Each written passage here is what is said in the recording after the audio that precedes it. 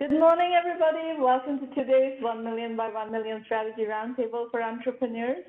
1M by 1M, as you know, is the first and only global virtual accelerator for technology startups in the world. Our mission is to help 1 million entrepreneurs reach $1 million and beyond in annual revenue. In support of that mission, we've been doing these free mentoring roundtables year after year after year, week after week after week. This is the 587th session. We started with an experiment way back when in 2008, and that experiment then blossomed into the full-blown 1M by 1M program in 2010, and we have been at it since. So the event is being recorded. You will find every single roundtable recording on our YouTube channel, and on Twitter, we are at 1M by 1M and at Stromana. These are the call-in numbers. It is a roundtable. We want you to participate as much as you would like to. So I will put the slide up a little bit later. We have scheduled programming first, and then we will have open Q&A afterwards, to whatever extent you like.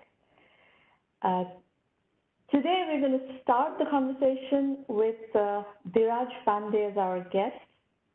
Dhiraj is co-founder of Nutanix, which is a grand success story, one of the fastest growing unicorns in the industry. Some of you may be familiar with the story we recently did of Dhiraj's entrepreneur's journey on the blog. So I imagine that he's not a new phenomenon for you. But today, Dhiraj wanted to speak about his investment thesis and investment strategy in the tech business. So we're going to continue the conversation we've already had on the Entrepreneur Journey series, where he talked about his background as a founder of a really successful high-growth company and the challenges thereof. And we're going to talk about investment today. Welcome, Dhiraj. It's great to have you back. Thank you, Shramana, and for the opportunity. And yeah, it's my birthday today, so it's a special day as well. Oh, happy birthday! Thank you. Well, thank you for making time for this group on your birthday. No problem. So, Dhiraj, let's start by, however you want to introduce yourself, your investment, anything you want to discuss about Nutanix or DevRev before we get into the investment. You decide. Yeah, for those of you who don't know me, I came here to the US exactly 25 years ago, 1997, when I was not even 22. And, Monica was talking about her Black Swan sort of event in her life. And I definitely believe in serendipities, and everything that has happened is about chasing a serendipity in some sense. Or I've always tried to work for small companies. So when I came here, I was a PhD student and in a small sleepy town like Austin, Texas, and obviously a lot has changed in Austin since then. I mean, it was the height of the internet bubble.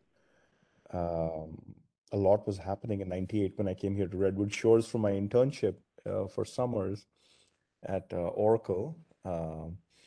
And I decided to take a leave of absence and decided to join the industry, worked for Trilogy Software in Austin, Texas for a year and a half, and really refused large company offers like Oracle and Microsoft several times to come and work for a really small company that Kleiner Perkins, Vinod Khosla had funded back in the day. Worked there for 3 years, saw the boom and the bust. Along the way, got married to my wife of 22 years now. Then went back to Oracle for 4.5 years, and then again a startup for 2 years, and since 2009, I've been an entrepreneur. In the last, I would say, 5 years, I've turned into an investor, but mostly a fly on the wall for most, stupendous entrepreneurs who I learn from and I learn with, and most importantly, when they ask me for something, the reason why I like to call it a win-win is because it's a great reminder for me as well as to how I need to run my own business and operations and stuff. So, because many of these things that people ask is not something that is unique to them, but it's, also equally applicable to what I do on a day-to-day basis as well. So yeah, I think, since 2009, grew Nutanix to a great number of friends. We made many, many, many millionaires as well along the way. People,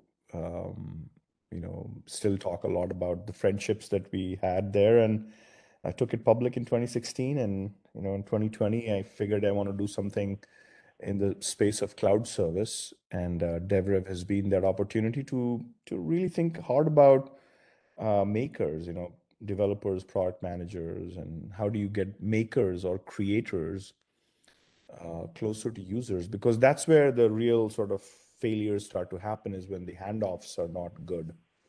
And the listening from the users back to creators is messy, and there's too many departments in the middle, and there's too many tools. And I think creating that customer love is an art and a science. For the question is, can you make it into an engineering? And that's really the opportunity at DevRev for me. And then we are juggling a couple of other balls in my family with my chief investment officer and the team that he has come to have.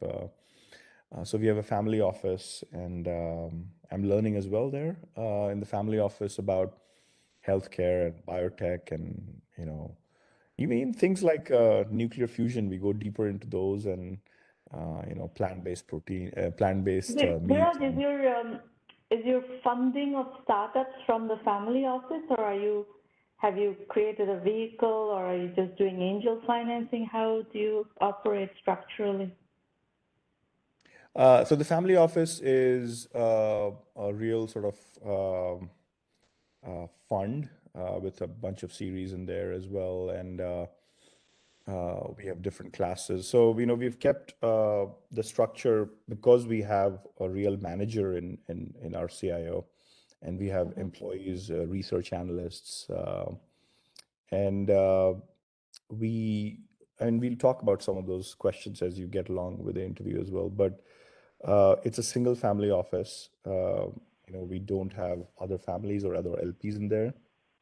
And yeah, I think we look at anything from early stage to growth. We've written very large checks as well. So, but at the same time, we are. Our Go focus ahead. is on the early stage. Let's kind of double click down on your early stage work. Sure. Sure. How do you define early stage first and foremost? Is it pre-seed, seed, post-seed, pre-series A, series A? Where in that spectrum are you playing? So unless I've known someone, we don't do seed. I don't believe in spray and pray, but if I get to know someone over 5 to 7 meetings, and sometimes tenacity helps as well, because you're like, okay, they must succeed if they're tenacious as well. Yeah. In the world of sales, I basically call it, fearless, and sometimes we would use the word shameless. You cannot have shame when you're asking for something, because you're I know. And you have to running a be business. very used to hearing no all the time. Yeah, yeah. And so, but we do Series A, Series Bs as well. We have been more and more like looking at software too, but we started out with biotech and life sciences. And lots of people that I have known in the last 15 years. I'm an advisor, an investor, and it's across geographies, so it's in the US as well as in Bangalore. Let's talk about some examples. I will get into the kind of breakdown, but let's talk about some examples of your favorite investments and the story behind what precipitated that investment. It sounds like they're mostly from your network of people whom you've worked with or know somehow. Talk about some of the kinds of businesses that are drawing your attention right now. Mhm.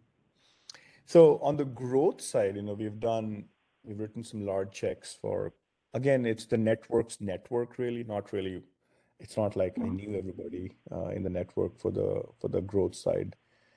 You know, I do have a bias for growth personally, including my CIO, but there it was just let's double down on things that we really believe in. And you don't get many such opportunities in growth anyway, even though we've looked at a couple of exchanges where you can actually go into private growth side as well.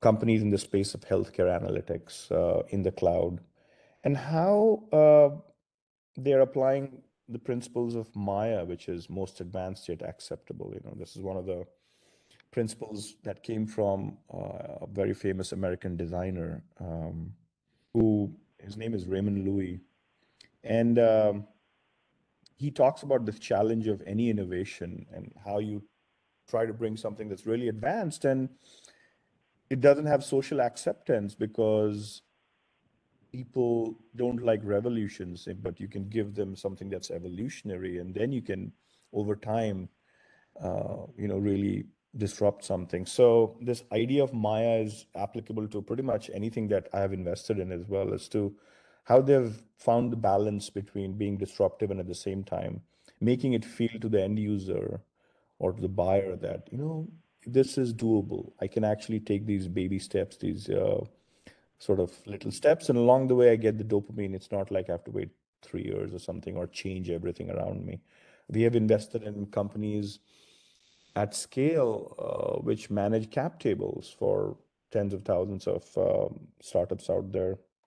We have invested in constant glucose monitoring companies, who are trying to really figure this out in the space of wearables. We have invested in biotech companies doing, you know, um, things that like, new drug discoveries and things like that. We have looked at a lot of SaaS as well, and we've invested in quite a bit of SaaS off late in the last couple of years. And a lot of it has been around design, like, how do they express themselves through design? Because again, design is one way which endears your idea to people.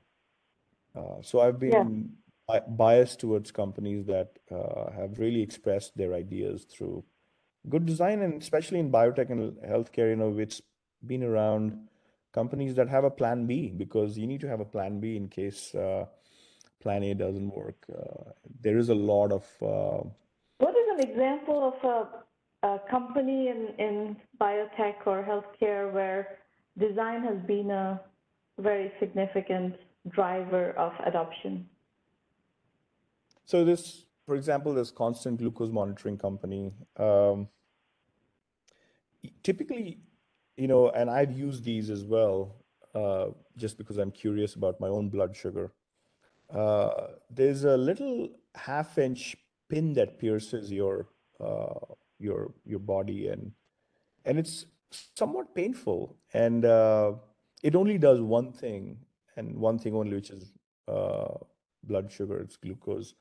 But then this company is trying to do this extremely topically at the surface with a uh, nanotechnology like approach, and the wearable is like a watch, and it can actually also go as a patch. And now you have to think really hard about what else would people like to do. Could this get into cholesterol monitoring and other such things? So it's multi-purpose as well. But there's a lot of design that goes into this too. I mean, like, I had an Aura ring for a long time. I gave it to my son. Mm-hmm. And Aura is another such thing. I mean, I would have loved to invest in Aura early on. I Mm-hmm. just Mm-hmm. hope that they actually flourish over time, because there's a lot that's going on in that space in wearables too, which is going to come down to design and reducing friction. Yeah, wearables, I think, is a very interesting industry that is going to be entirely design driven. Otherwise, it's not going to find adoption. Mm-hmm, mm-hmm. Yep. And what about on the, IT side, whether it's healthcare IT or software-driven solutions? What have you invested in that is interesting? So, we've done a late stage, growth side of investment in a healthcare analytics company again, and they're trying to surround Epic, which is kind of the mainframe of healthcare. And I think it's a very interesting sort of play because they're not going directly after the quote unquote mainframe. And again, it's how do you really take healthcare to the cloud? There's so much regulation in that industry. So you got to do it cleverly. You got to do it in ways that also connect some of this back to the patients as well, which is where I think the overall delight starts to come from the end users back to providers. And I think it becomes a very useful way to sell your technology to big hospitals. And because, you start to see that you're engaging with your patients.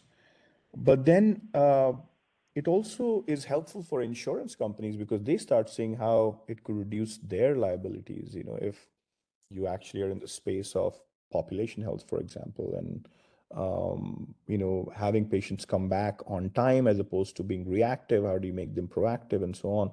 So I love this space because it's not going head on after something that's very, very stodgy, but extremely bureaucratic in the way decisions are made in healthcare, given how much regulation there is in that industry. But over time, they probably will. They will get to the sort of main screen of the doctor when they log in and so on. I think doing this outside in has been extremely innovative, and I've been a big fan of such a company as well. So yeah, I So think data is kind of your DNA. You come from the data world.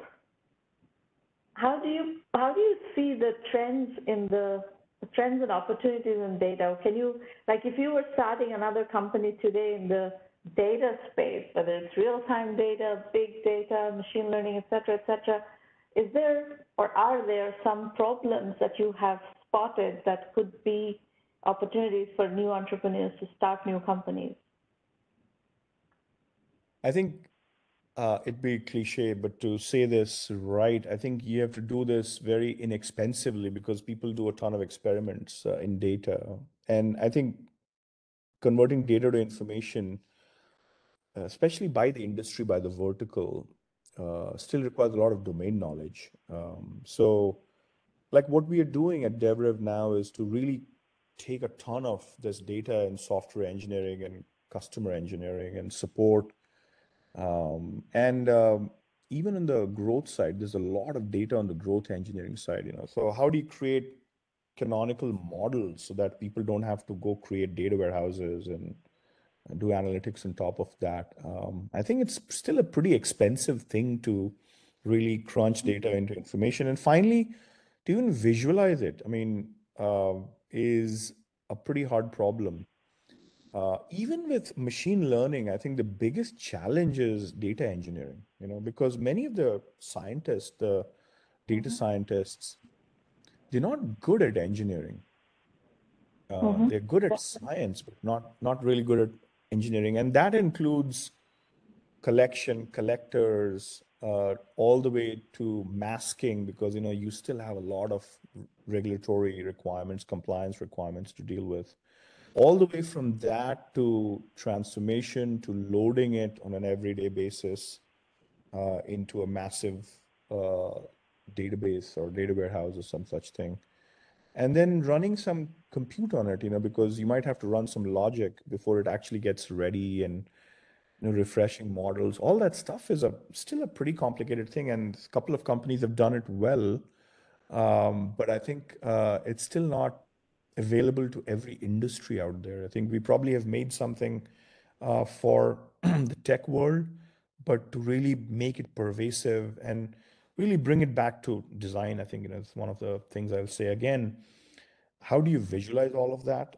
I mean, I'm a big fan of New York Times visualization. It saved the company in almost 20 years, 15 years ago. I would say most newspapers were actually going down the drain, and here comes New York Times. And of course, you could say it's because of their subscription model, and obviously they build their own ad network. But at the core, I think New York Times is a design company, and it's not just known for its font, which they developed in 1937 and how everybody uses it today. But I think the culture of design has really been a big force of innovation for them. So I think, at the end of the day, visualizing data is still a pretty difficult challenge, and developers are doing it with new tools on the browser and open source and such. But I think beyond developers, if you go to non-developers, I think it's still a big challenge. So name the companies that are very expensive to use, but at least address the kinds of problems you're talking about, data engineering, visualization. What companies are on your radar, even though they're expensive, at least hit some portion of the solution? Well, we kind of know of the language abstractions. I mean, SQL-based data warehouses. I mean, if anything, Snowflake did an amazing job in the last 10 years to make it more accessible, because data was still locked in, sort of a few people, sort of, I would say, bureaucracy with their hardware and things like that. I mean, I helped create some of those back at Oracle, but we created big systems, and these were hardware-based systems that had the traditional Oracle software, but not many people had access to it not because of just the fact. No, it's very expensive. Sorry, say that again, Sramana? Snowflake is very expensive. Yeah, and expensive, and also they're not elastic. You just couldn't. I mean, cloud gave access to systems, not just because you could swipe a credit card. I mean, commerce was easy, but also because things were elastic and fluid. You can shut them up and spin them up on an every hour basis. So I think the idea of applying cloud to data warehousing was a big deal. I think we see that with Databricks, for example. They came up with a new abstraction of stream processing. But again, done at scale. And of course, SQL came back to them because everybody was familiar with SQL as a language. So they applied SQL on top of streams. And I think it's been a really, really clever way of, again, it's Maya, at the end of the day, most advanced idea of thinking about streams, but then apply SQL on top of it, look at, windows of data, things like that in real time or near real time. But people are still struggling to build pipelines because they break all the time. There's very little observability for these pipelines. And you need very expensive talent to manage these things at scale. Yeah, which is a huge bottleneck. Absolutely. I mean, of course, I can't forget about everything that we're doing at Adobe as well on the marketing side. Tons of data around customers and what they use, what they don't use. I think we've done a phenomenal job of, all the clicks that users want to do on an everyday basis and product launches and bringing it all in real time to the CMO's office. But I think it's early days in this space as well. So speaking about Adobe and visualization in particular, where do you see the visualization side of data? We've seen Tableau. Tableau is a very big success. Actually, we've done the Tableau case study both from the founder's point of view as well as it was Scott Fangle from NEA who invested in Tableau, and he said it's one of the best ROI investments he's ever made because it took so little money to get so much return. But we haven't seen a whole lot on the data visualization side since then, really. Yeah, I mean, have you seen anything in your deal flow? Have you seen stuff that are interesting? Yeah. I mean, if you look back, peel the onion on Tableau, I think there's two things they did well. One is the visualization language. There's a domain-specific language around how do you really write a little bit of code. Like it's really a low-code way of building dashboards. And so what they did was they democratized dashboard building, not just through drag and drop no code, which had limitations, but really low code. And they created a whole army of data analysts who could go and create this on the Yeah. fly and so on. But the second innovation that they brought, this is back in 2005 through 10, because they had to compete with Excel, they had to make it consumer grade in terms of commerce, like credit cards, over the internet, you Mm-hmm. know, $1,000 customer, $2,000, $5,000 customers. So they have tons and tons and tons of small customers, which now we call it with a new name called PLG, product-led growth. But they were one of the originals. They and Atlassian and Adobe were some of the originals, and maybe even Intuit in that space, originals in PLG. And I think that carried the day for them for like 15 years or whatever, 13, 14 years until their acquisition. I think if you look at what ThoughtSpot is doing now, I'm a Mm-hmm. big fan, not just because Abhijit and Sudhish are really close to me, but also because the way they're building it on top of Snowflake is actually quite unique. They are taking their visualization strength and really applying it on top of a very popular data warehouse out there in the cloud. And I think we actually see more visualization companies come out in the coming years simply because of the power of the browser now. The browser is doing a lot. So no code definitely is out there. I haven't seen a low code company in the space of visualization which has made it utterly simple and joyous to really create new dashboards and such. And I think those who really create immensely delightful visualizations like New York Times are like they are one in a million, no pun intended. So I think you've touched upon a few different open opportunities, and this is always interesting for entrepreneurs looking for ideas to build on. Number one, you've talked about the gap in the visualization space. There's still, there's a lot of data solutions out there, back-end data solutions, but when it comes to presenting that data in, delightful ways or really user-friendly ways, that's an area where there could be a lot more done. And the second thing that I find interesting in where you're going is a lot of technologies, especially on the data engineering side, data side in general, data handling side, are very expensive. So they're affordable for large enterprises, they're affordable for, let's say, mid-sized enterprises, but when it comes down to small businesses, it's not very accessible just because the price point is too far out. So where is the affordable version of that? One of our favorite case studies in 1M by 1M, and it really is tremendously popular, is the Zoho case study, Sridhar Vembu taking on Salesforce.com and really offering something that has been pervasive in the small business world. It's been pervasive and definitely product-led growth, definitely very, very high adoption.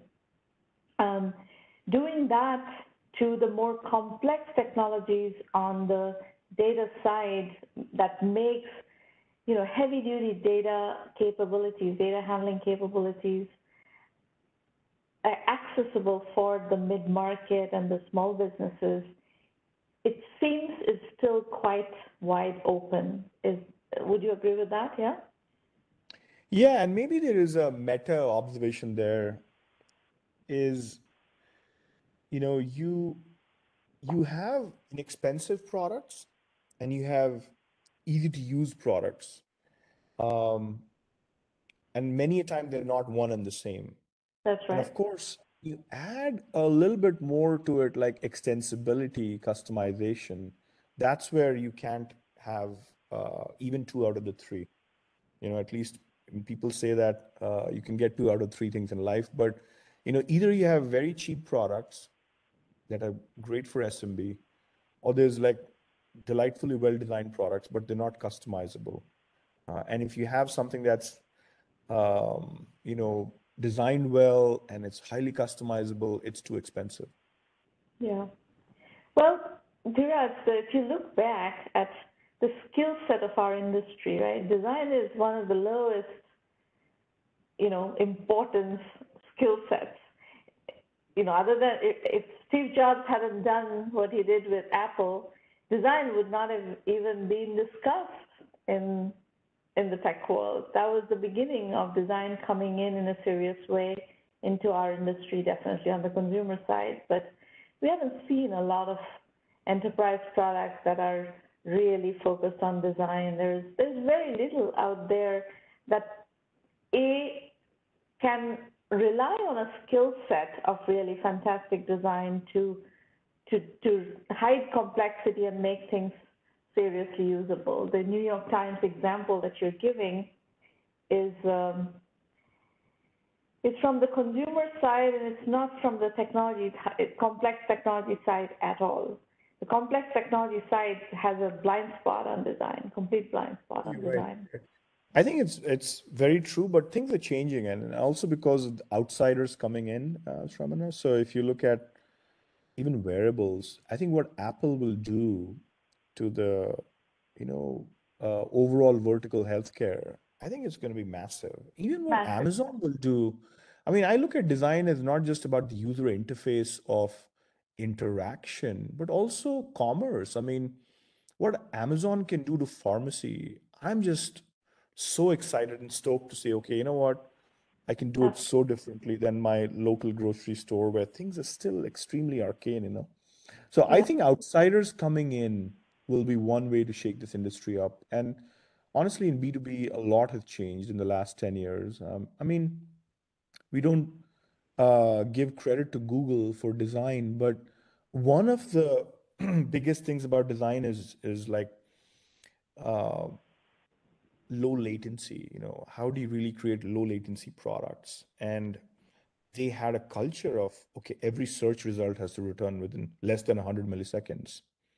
Mm-hmm. And that was industry transforming in many ways. Yeah. So the idea of giving dopamine to people in such tight loops like 100 milliseconds is as important and an invisible part of design that we don't really appreciate. So many companies that do that well, I think there are many more happening in the last 10 years for sure. And you can see these decade. I mean, I know of many of my friends whose children, they're very good at STEM, but they want to do art. Mm-hmm. And I think that's the sort of self-actualization of parents as well, that they're like, you should go and pursue art and get into design. And so I'm very hopeful that the coming years, and you talked about this in one of your observations, that look, everything has been done. And I feel like what we've done is like more like physics has been done, but chemistry has not been done, and biology has not been done. It's like it took 9 billion years for biology in this universe to come. So the idea of integrating uh, different pieces of information from different systems, doing them really, really well through design, and the idea of recommendations and having bots and machines do way more than what they have, I think we're still scratching the surface. And simply because Absolutely. it's a modeling problem. If you can't model the data, if you can't model the industry, if you can't model the business workflows, you can do recommendations, you can do visualizations, you can do many of these things. Yeah. This is a topic that I've been very passionate about, the Renaissance mind, pursuing and exploring and leveraging the Renaissance mind, the cusp of the left brain, right brain mind that can handle both sides. I actually have a large body of writings on this, and if you follow me on LinkedIn, there is a series that I do called Colors, where I publish paintings and I ask people to meditate on just that painting for 2 minutes. And I publish that on LinkedIn during the weekends and on Facebook 3 times a week, basically twice during the Beautiful. weekend and once in the middle. But the whole point is to draw attention to the visual impact of colors, of design in general. I wrote a series quite a few years ago. I can't even remember when it was. Maureen might remember, on the future of Silicon Valley being at the cusp of design and technology, leveraging the Renaissance mind, but it hasn't gone that way. I thought that movement of bringing those two sides together would come together within the technology space faster.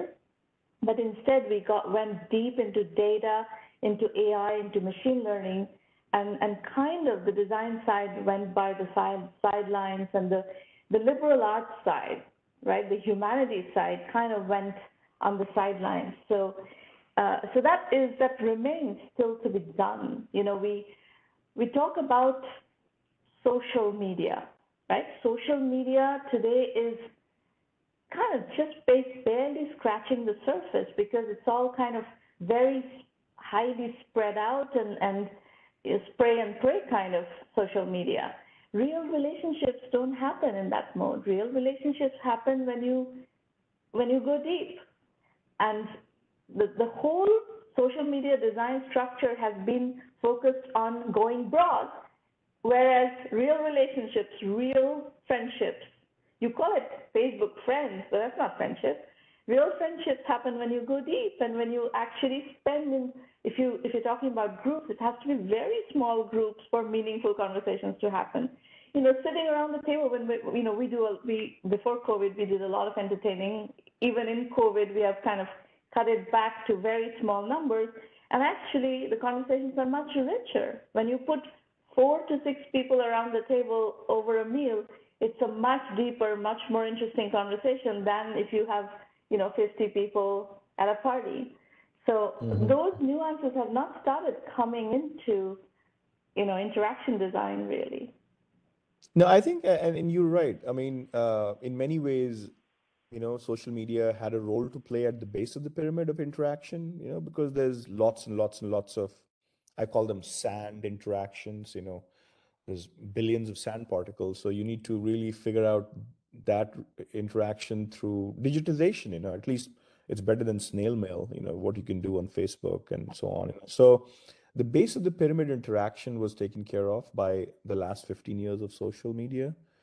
Now there's a middle of the pyramid, and we'll see whether, AR and VR will actually help there. But the top of the pyramid, bespoke relationships, deep relationships, you're right. It's always going to be, human to human, even what we're doing right now. I mean, and we say this about remote work, that, everybody is now, it's fashionable to say we are completely remote or something and no employee needs to come to work or something. But it's when you're designing a new product, when you're building new things, when you need to go get on a whiteboard, as Nicholas Taleb would say, you got to create these moments of serendipity where people just bump into each other, they have hallway discussions, and, those water cooler discussions are still very important. So you're right. I think we're scratching the surface of interaction.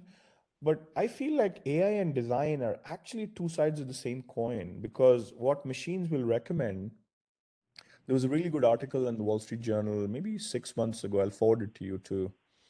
It's like even humans as users, we actually embrace bots that are not very arrogant. So there's this feeling of, you know what?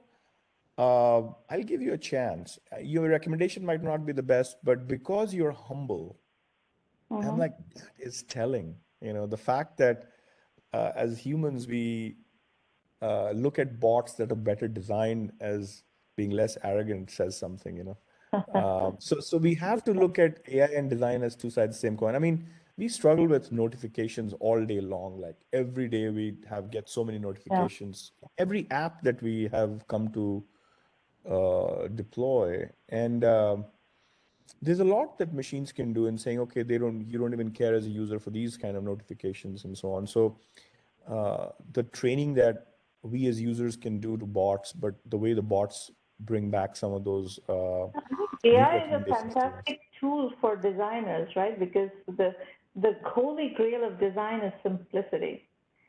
And if the complexity is managed by AI underneath, and the number of options of what to do in the interaction can be minimized and more accurate, more and more precise, it makes the designer's job a lot easier. Yeah, and I think it makes the bots more embraceable by people, you know. Yeah. Well, we could keep talking for a long time. Maureen is actually providing you with the link to all of you who are listening to this conversation, the link to my Silicon Valley the Next Decade series. And if you like this discussion, this is a series that you may want to take a look at. It talks about the Renaissance mind and the salons of the Renaissance Paris and so on and so forth, and how ideas were, being exchanged and ideas were developing in a more human context. So, Dhiraj, shall we listen to Monica's pitch? Yeah, let's do that. All right. So, folks, we are switching to the entrepreneur pitch section of the conversation today. Just to set expectations, we are completely on your side. You don't need to be nervous. You don't need to be defensive. This is a safe working session. You can talk about anything you like, and we will do our best to add meaningful input. You disagree? That's okay. It's your venture. You do whatever you want. Okay, Monica, you are on.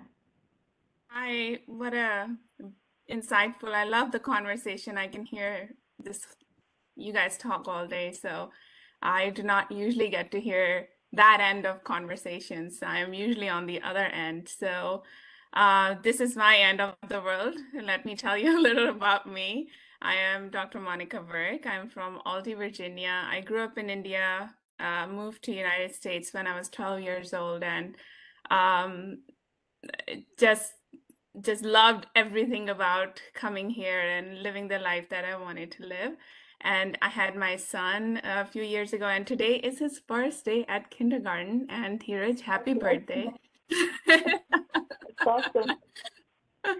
So it's a big day for both of us, right? Of course, big day. So hop into home care.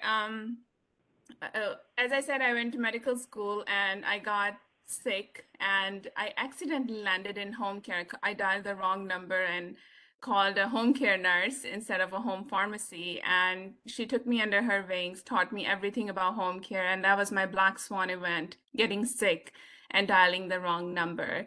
And I took it and I ran with it because I was reading Black Swan at that time, and it hit me on my forehead that that's it. And I have not left home care since. I have worked my way up from bottom all the way to the top of the home care that I could get to, and which was becoming the director of quality education and program development for one of the biggest home care agencies in Virginia. And after I left them, I started my own consulting, and I started seeing the same issues I was facing at the big agencies with big resources. I started seeing them at small agencies with little to no resources, and I saw a thread there that they all have something in common, which is they all have issue with onboarding and their clinicians. There's no standard way to orient and onboard clinicians. There are many reasons for high turnover rate and high vacancy rate in home care, but one of the biggest one is because there's no standardization. A clinician comes in, they get disjointed orientation, they do not understand what their role is. And here I'm talking about mid-level practitioners like your nurses and your therapists, not your aides. Aides are, that's a different revenue cycle. I will talk about Medicare specific, so mid-level nursing and physical occupation therapy type of resources here. And there's more than 20% vacancy rate post-COVID, and the turnover rate is over 64%. As an estimate cost to replace a single nurse is from 40 to 60K. There are 40% fewer home care clinicians. I think the number is higher because every person I talk to, they're like, we cannot find home care agencies that can come take care of our loved ones. So the number is higher. This is just what the reported number is. There's small pool of home care clinicians because if you think about it, universities and residency programs, they focus more on brick and mortar type of level of practice. Home care is, even if they do try to focus on home care, there's no set way to train a home care clinician. That's why we're talking about hop into home care. So agencies cannot keep Monica, up. can I ask you a question? This is Please go ahead. how do home care nurses or clinicians get trained? What track are they coming? They're not. This is not the regular nursing school people, yeah? No. No, they are regular nursing school people. Okay, so home care is very special. Home care has, for ever since its inception, they have basically said that we want to bring clinicians into our agencies that have 2+ years of inpatient experience after they have done nursing school or therapy school. And just when they have those 2 years of inpatient experience, only then we will bring them into our agency to take care of our patients. That has really been the issue. And now they're changing because they cannot find clinicians. But that has been the real issue because there's been this unsaid culture. Like we have created this unsaid restriction, and we have restricted clinicians from coming into home care who do not have home care experience or who do not have 2 years or more of inpatient experience. I see. So conceivably, there is a gap in the market for a specific track of training to go into the home care nurse profession. That's what you're saying? Yes, definitely. Yes. And that's where the app comes in. And this research is from inpatient. We do not have research in home care as well that can help us outline what's written here, which is that robust orientation and a meaningful mentorship is required for a successful retention program. And this is from inpatient nursing.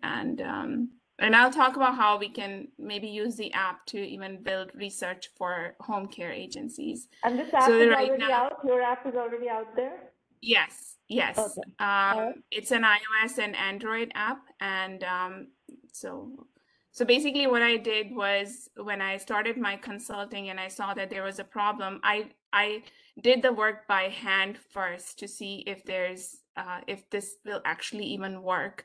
So I took about 58 new clinicians from one client. They had agencies across Eastern United States, 8 agencies, and I trained 58 of their clinicians. I benchmarked their data.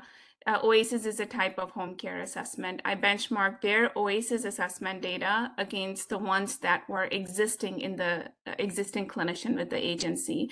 I took about 200 assessments from 58 clinicians and 600 assessments from their existing clinicians. And these were RNs, nursing PTs, OTs. And I saw that there was, if you standardize just the education part, not without any platform, without any giving them any process to follow, if you just standardize the education, there was an 8% improvement. And when there's improvement in OASIS assessment, there's higher reimbursement from Medicare. So I can go into details, but I do not think this is the right time to do that, but we can do that as well. So target customers for me are Medicare certified home care agencies. They lack orientation program. There are 11,000 certified home care agencies in the United States. They're Medicare certified. And there's lack of engaging relevant content. You guys talked about design. I've put a lot of effort in design. Designing the app, making it easier, disorganized content. There's lack of repeatability of the process. That's where the real issue is, the repeatability of the process. Agencies like, major agencies, major hospital-based agencies have done lean methodology and they've built all of these processes, but they're people-dependent processes. The day their educator, the day their director turns over, that process is going to go down because that knowledge that built that process has left the agency. So that's where another place where the app comes in.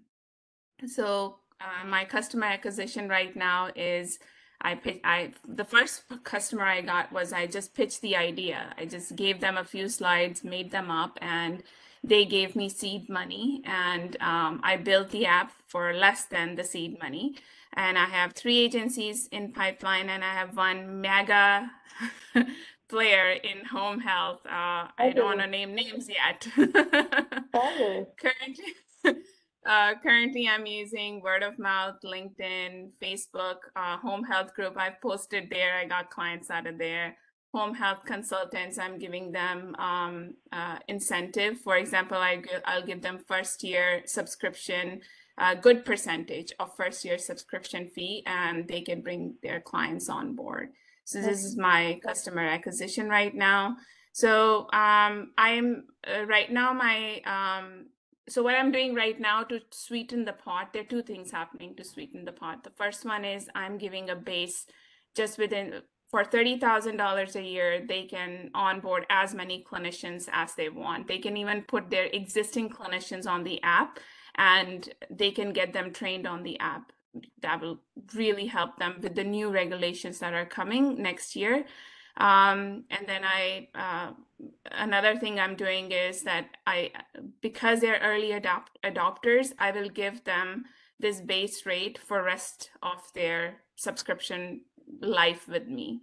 And so that has been helpful, bringing the first, and I think the second client is about to sign. So yeah, that has been helpful. So your average deal size per customer is about 30 to 50K a year? Yeah, so basically, okay, so agencies, the way they work is they might have different branches. So let's suppose there's one agency, one hospital system, they might have two branches. Like my first client, they have 5 hospital system. They have 2 branches, one in Virginia, one in West Virginia. So what I did was to them, because they gave me the seed money, I just took 30K from them, from both the agency. But then when I will start bringing on more, and if they have 3 or 4 or 5 agencies, or maybe 10 or 20 or 58 agencies, I will need to charge them per agency. So that's where, you know, we're working out how big the agency can be. Deal sizes could be fairly large. These are like enterprise size deals. Okay, very good. And you plan to build this company as a venture funded company or a bootstrap company? So this is where I am. I am an expert in what I do. You guys are an expert what you just asked. So this is where I need guidance. You can learn. The reason I asked you this question is that the slide, the revenue forecast slide that you have put on here would work if you're trying to do a bootstrap business. It would not work if you try to raise money. You know, I agree. Yes. The VC requirement is hyper growth. Basically, they want to go from 0 to $100 million in 5 to 7 years. And so if you see the next slide. Yeah, let's talk about the next slide, because then that will give us more room to talk about. Okay, so this is where I am. I'm on the left right now, and the chart that you just saw, the revenue is more for the left, where I grow at my own bootstrap pace. But if I build a SaaS base, Hoplite, which has less customization, but it can just, you know, a plug and play type of a deal for any agency, any number of clinicians, they can just come in and just hop on and they're good to go. And they pay, you know, there's less customization there. So I have thought about both sides of the coin, and that's where I'm lost right now. Like, where do I put my effort in going forward? Do I start with SaaS and then build a customization platform, or do I start with a customization platform and then build SaaS? So this is the conundrum. Virat, do you want to weigh in? Yeah, maybe a quick question on TAM. So what do you think is the total addressable market? So you said 11,000 agencies, and who are the end users? Are these trainers there, or every clinician will need to hop onto this? The way I've built I've made it clinician based. So agency, let's suppose they have management, they have educators, they have preceptors. They can bring on as many trainers as they want, but the student is the real key here. The number of students, not the number of trainers. So the students, because the goal is to increase the number of end users, the more people coming into home care, the more they use the app, and that's where the whole, yeah. So I've kept it with the trainee, not the Got it. trainer. So How in an many do you agency think with, there let's say, are? How many trainee? No, yeah, how Could many be. trainees are you It estimating? depends. Average agency has anywhere from I will say 50 to 60 clinician, and this is I'm talking about average. Now agencies are growing. They can have hundreds of thousands of clinicians, like the biggest home care agency, Inhabit, and now Humana is coming into play. All of these people have like hundreds of thousands of clinicians. So we're talking about like as many nurses there are right now providing home care or therapists. so will training see a drop off after those? Because you said there's 2 years of training required. How about a clinician who has been there for like 20 years in their profession? Okay, very, very good question. Okay, so when I was doing it with hand. I was keeping track of those that are new to home care and those that have upteen number of home care experience. Everyone who went on the app improved, especially the ones who have had number of years of experience because they were coming in with old habits, bad habits, not up to date with the regulations. So it's anybody and everybody in home care that can use this app. And that's where and they do not need 2 years of home care experience. This was an unsaid rule that the agencies put on their resumes or the hiring requirements that you need this many number of home care experience to come in and take care of our patients. But we never had any study done. We never had any sort of data that said that, yes, that's true. You need that much experience. So now what we are seeing is the sequelae of creating that monster that you need that much experience. Why can't a new nurse come into home care, hop on this app, get trained, get mentored, and then be part of the home care pool? But we have now the culture is changing. Now they will take in anybody and everybody, and that's another problem because they do not have a platform to train them to come in and say this is how you standardize the training. So that's another I see another sequelae of that happening. And how hard is it to keep patient data? Let's say reminders, which is I think is very easy sort of or simple to ask a feature. Reminders on a per patient basis. Are you allowed to keep that data? Is that HIPAA data? No, I'm not at patient end at all in this. I'm at the clinician end. I'm at the agency end in all of this. Patient end, I can see it happening, but that's going to be, I think, way down the line when we have enough data on every single. Let's suppose we have a nurse coming in to see my mom, and I want to know what is her rating on HOP. Then I can open HOP and say, oh, she rates fairly well, and she'll do a good job. She has had all her training and everything, but this is more for agencies, more for the providers of care. So we can turn this into a, like I said, marketplace. It's more a B2B product. Yes, And yes. these clinicians, are they on contract with these agencies or do they have a full-time job or? So it depends. So they could be contracted, they could be full-time, they could be flex workers, they could be anybody that can come in and, let's suppose they're contracted, then we can work with the contracting agency and we can say, here, put your clinicians on here, we'll give them certification, you will be better able to contract these clinicians out because they have been on our app and you can see their badges and things like that. So Got it. yeah, The reason so why many ways we can do this. Yeah, the reason why I ask is I'm wondering if this is something that is better for the clinician or better for the agency. Both. Yeah. Because right now there's no way of measuring am I a better nurse or am I a better caregiver than the person next to me. So this app can actually eventually give you that data about, when you're hiring. Let's suppose you need to hire 10 nurses and you need to see their ratings and whatever they have done. This can turn into that. But right now, I think it's more for orientation. I'm a big Peter Thiel fan, so he says that keep your market small. My market right now is small, but the application of this app are beyond just home care.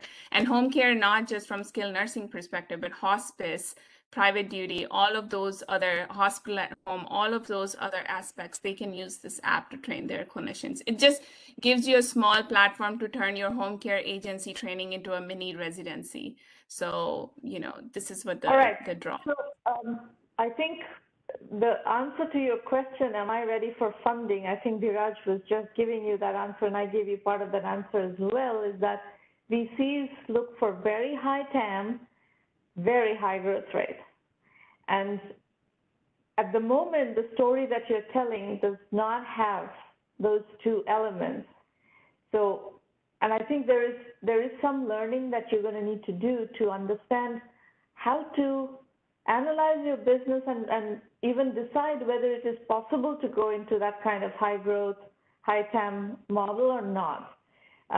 And that's something that you can learn from 1 million by 1 million. You can learn that. And where do you go to pitch such an idea? That's also something that we can help you with. We can introduce you to investors, but you're going to need to first do the work. There's a lot of work that needs to happen to really understand the business. This question that Biraj just asked you is a question that you have to answer like that, right? That any entrepreneur going out for funding has to answer the TAM question very precisely. And I think there's a lot of segmentation and sub-segmentation going on inside your TAM, which we need to understand and then make the decision whether this is fundable or not. I can't tell whether this company is fundable or not. We will send you to investors if it is fundable. If it is not fundable, we have to find other ways of growing this company, other strategies, which is fine. In 1 million by 1 million, this is for all of you who are listening to this conversation, you don't have to raise funding. It's okay to build bootstrap companies. It's, we respect bootstrap businesses as much as we respect, VC-funded businesses, hyper-growth businesses, unicorn businesses. So we have absolutely no bias one way or the other. 1 million by 1 million, right? We're not going to build 1 million unicorns. And it's not necessary to build a million unicorns. The whole philosophy of the program is inclusive entrepreneurship development that really can lift economies, around the world. So we have no quarrel with bootstrap businesses. So don't take this as a negative feedback. We just need to understand the business and figure out what is the right strategy for your specific business.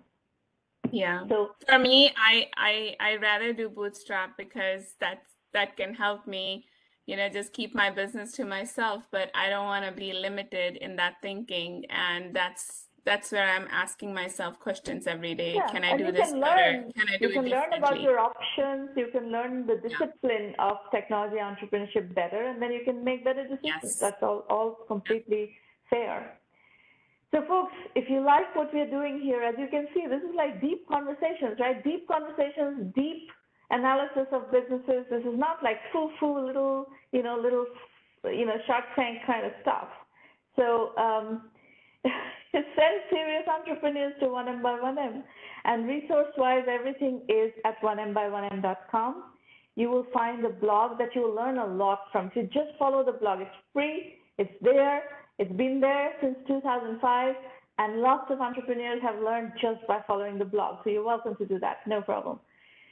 You can also learn from the Entrepreneur Journeys book series. There are 12 volumes of case study-based books that tackle specific topics within the entrepreneurship sphere. This is where we started. Before 1 million by 1 million came about, we started packaging up case studies into books and started teaching that way. And then, of course, today it's a much, much bigger set of resources. These roundtables happen every week. They're free. They happen every week. You're welcome to come as many times as you want. You get to pitch once. After that, if you want ongoing interaction, please come to the premium program. And that's where we do the real acceleration work. There you can come every week to the private roundtables and talk as many times as you want. You can ask questions every week. The curriculum is included in the premium program. We also have business development. We have a terrific Rolodex. By joining the premium program, you have access to that Rolodex. You get this kind of strategy consulting every week. And when you get to fundability, when we assess that you're ready for funding, we have a terrific network of many hundred investors who work with us, and we will make those introductions. A concept that we emphasize greatly is investor-entrepreneur fit. Not all investors invest in all entrepreneurs. Investors have their sweet spots, investors have their stage sweet spots, geography sweet spots, industry sweet spots, types of business model sweet spots. So did you want to say something? They are just dropping off, sure. So you need to understand investor and entrepreneur fit and pitch accordingly. The self-assessment on the website is a good due diligence set of questions from VCs that you should go through and see if you can answer those questions. If you can't, you can just start doing the 1M curriculum, whether it's by joining 1M Basic, which is our curriculum-only option, or by joining Premium, you have curriculum included.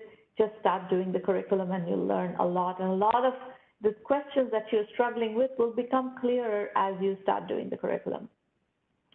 The bootstrapping course is a free bootstrapping course on the blog. You will find just under 1 hour. It was a course that LinkedIn had commissioned us to develop. It's a fabulous course. Many 100,000 people have participated. You can also learn from Udemy. Udemy has a lot of our courses now. We have given them, I think, 31 courses at this point, and this fall we'll add some more. But you definitely start learning through our Udemy courses as well. 1M Basic is our entire curriculum. That is over 3,000 hours worth of curriculum material. All the case studies are included. We are a case study-based learning program. So go to the website, dig around, figure out what Premium offers, Basic offers, FAQs, video FAQs. The curriculum is described in great detail. Case studies is how we teach. Everything we teach is backed up by case studies. The investor introduction policy is explained in great depth, and our methodology is bootstrap first, raise money later. Do not go to investors as beggars, go as kings. So that is all. If anybody has any other questions, we can go to Q&A now. We do have 5 roundtables in September, every Thursday, basically. It's a full schedule in the fall. Anybody, questions? If you have questions about the program, by the way, Irina Patterson is your contact. You can email her at irina@1m1m.com, and she'll answer your questions about the program. Anybody? Any other questions before we adjourn? All right. Well, I will see you next time then. Good luck, Monica. Very nice presentation, and you're doing we're making very good progress. So just keep going, keep learning. There is first-time entrepreneur's journey is a lot of learning. So you have to figure out which learning platform, which learning methodology you're going to buy into and commit to, and then you have to just put in a lot of time and effort to study and just move right along. And you will get there. I'm sure you will get there. Okay, folks, bye-bye. Good luck, and see you soon.